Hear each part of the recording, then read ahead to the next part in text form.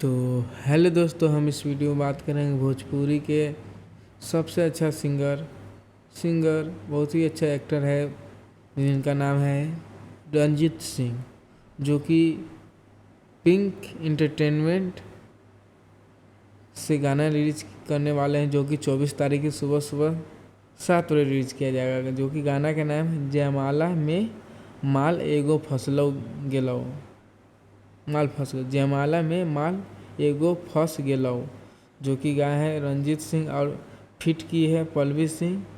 और यह गीत को लिखे हैं शुभ दयाल सोहवाला और संगीत है विकास यादव का। वीडियो डायरेक्ट किए हैं ऋतिक जी है और निर्माता है ऋषभ यादव, मैनेजर है मोहतोष जी और जो डिजिटल है प्रदीप कुमार का। प्रोजेक्ट डिजाइन किए हैं सोनू सिंह CMP।